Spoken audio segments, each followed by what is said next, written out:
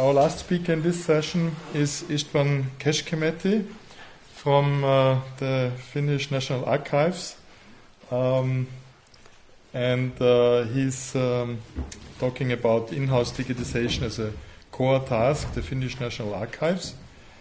István is head of the unit of the Collection Management Division at the National Archives of Finland, and he is responsible for preservation, conservation, and digitization of the collections, as well as for external projects.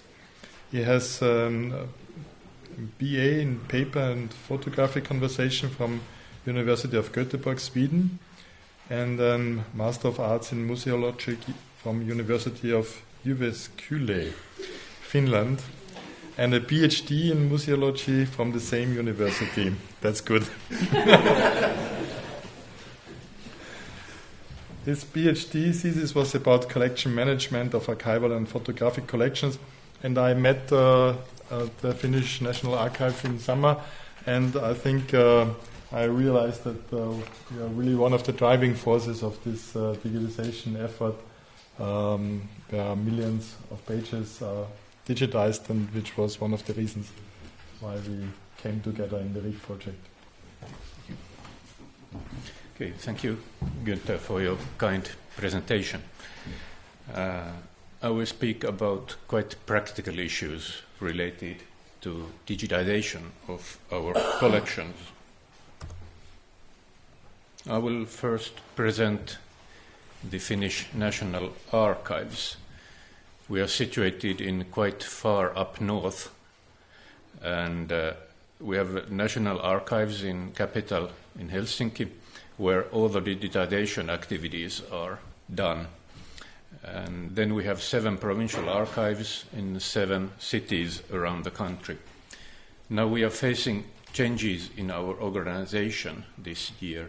So as a result, the archival law will be renewed and the whole organization will be joined together. So we will at the end have only the National Archives with some divisions in different cities. We have conservators in almost every of our archives.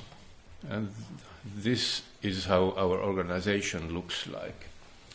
Perhaps you can't see it quite clearly, but the 2 projects we are happy to be involved, READ and COOP, are situated in the Research and Development Division.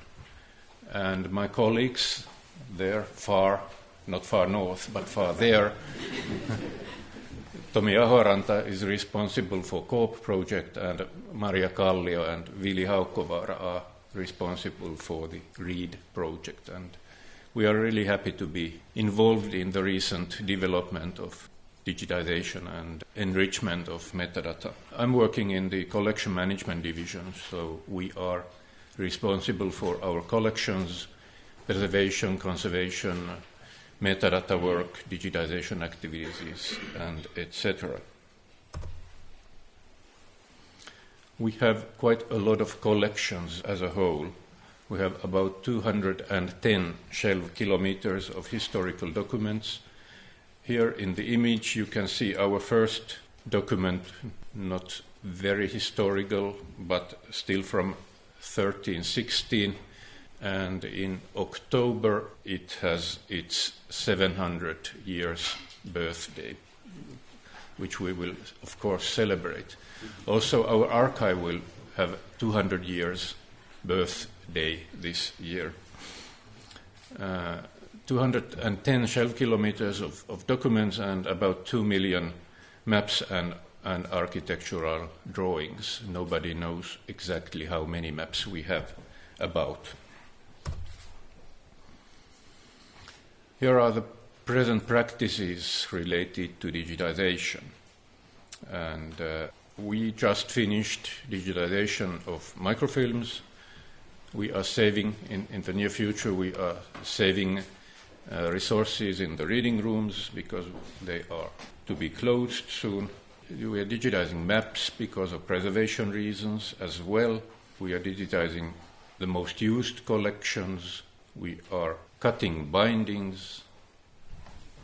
No shock. So we are cutting bindings from 19th and 20th century to speed up the scanning process. Still, I personally strongly believe that digitization is the best preservation mean to save the archival collections, and is also a good method to receive funds and resources for both digitization and preservation. To be honest, funding preservation activities is zero, but when there is word digital involved, then we have a chance to get some funding.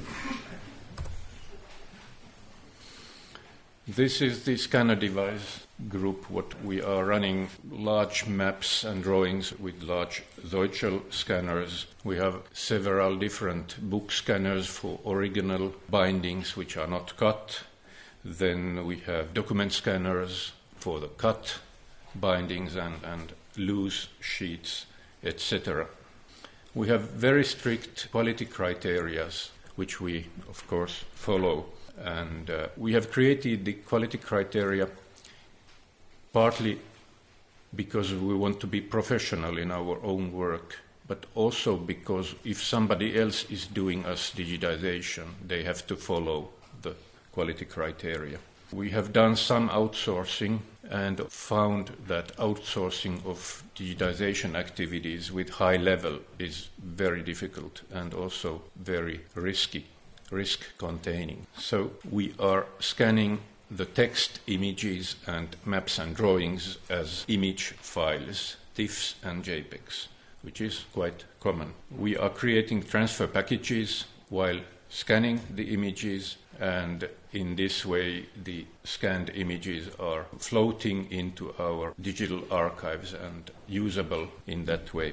I will discuss shortly about our new digitization process where we cut the bindings. So we have the original bindings, we have a cutter, we have a shaker to shake the loose sheets, separate the sheets, and then we have the document scanner to scan the loose sheets. Here are some images. So it is quite heavy work to cut the bindings. It takes, depending on the binding, of course we can't cut all the bindings because of technical reasons. And of course we don't cut all the bindings because of cultural, historic reasons.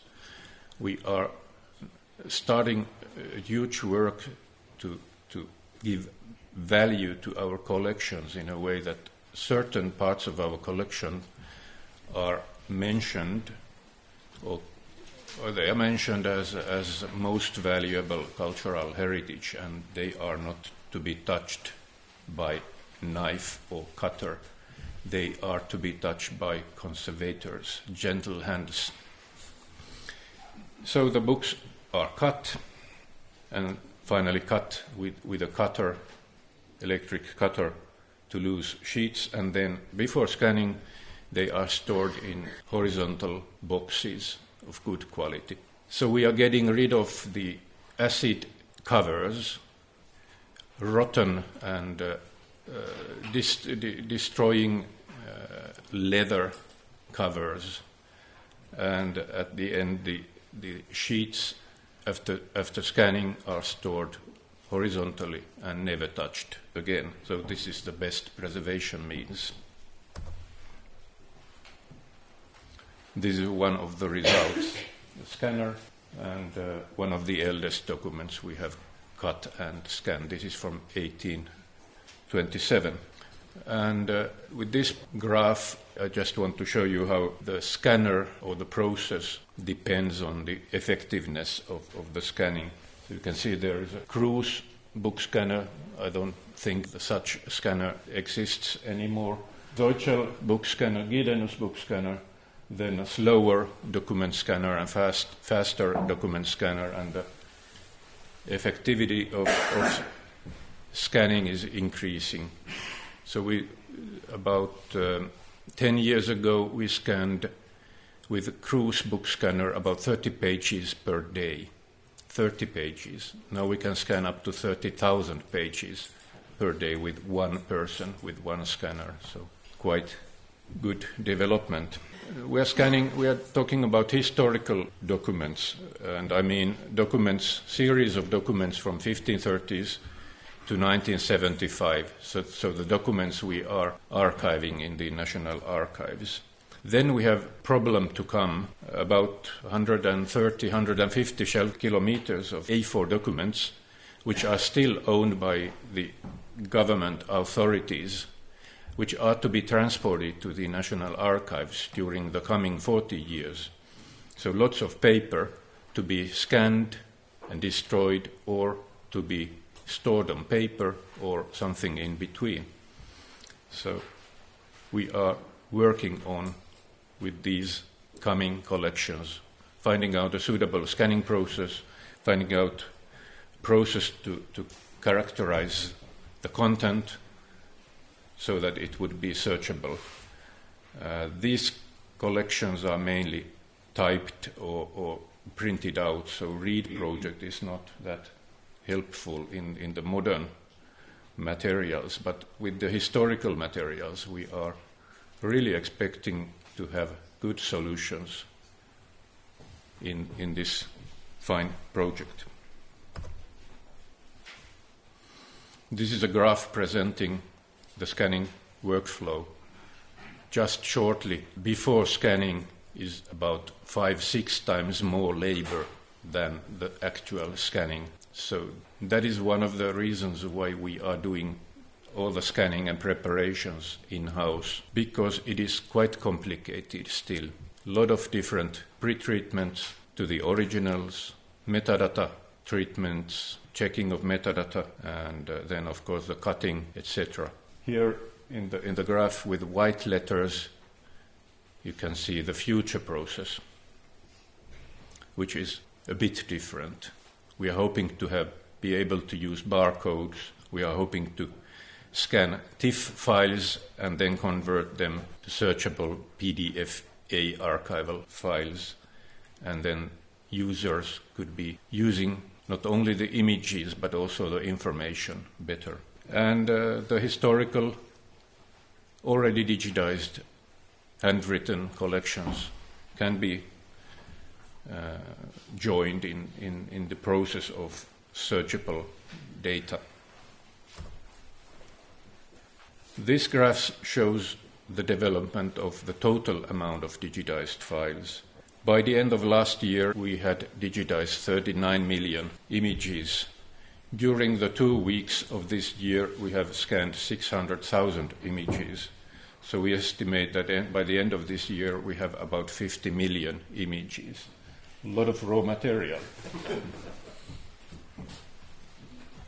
So, just to mention a few projects, 2009 and 2010 we had also lottery money projects, huge amount of money, 3.5 million euros totally for projects which ended 8 months and 7 months. And we learned a lot. We learned that a project should be longer than 8 months. A project, of course, should have lots of money.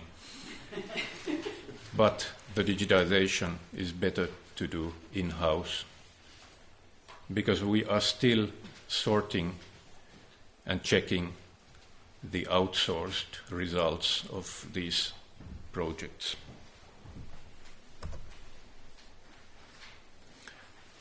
Short presentation of the digitized collections from Swedish period, Russian period, and independence period. As you can see, there are lots of documents which are interesting for family researchers. And from the independence period, we have also digitized quite a lot of governmental records, parliamentary records, and state central office records. But most of the digitized collections are related to person registers in a way. About half of the digitized collections are from 20th century. This is due to the cutting of the new bindings, which we started a year and a half ago. Very little of our collections are digitized from the 16th century, but almost everything is digitized from the 16th century. and quite a lot of the 17th and 18th century documents are as well digitized.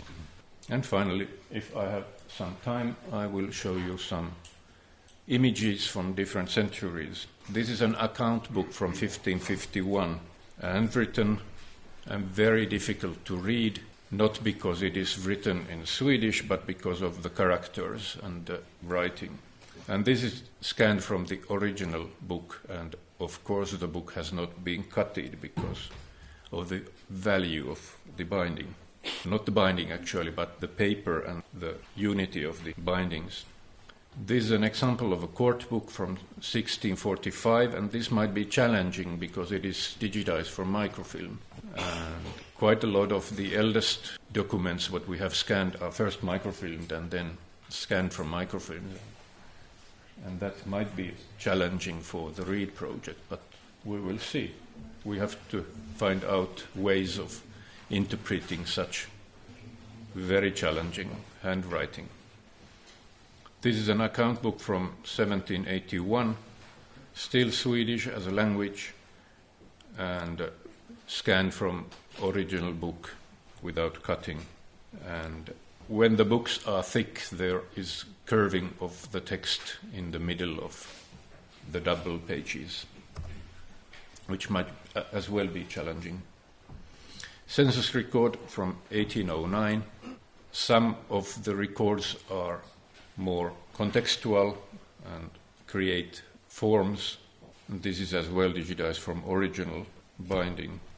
This is one example, perhaps the eldest document what we have cut and scanned with document scanners from 1824. And when the bindings are cut, the paper is even and no curving of the volume is visible. So it's also a good way to create raw material for the READ project.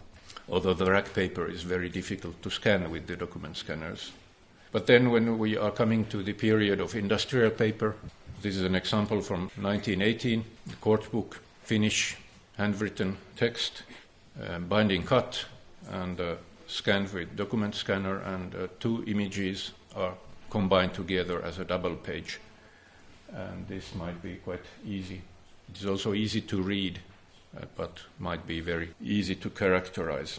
Census record example from 1912, quite simple case. This is digitized from microfilm, but it is good quality and quite readable.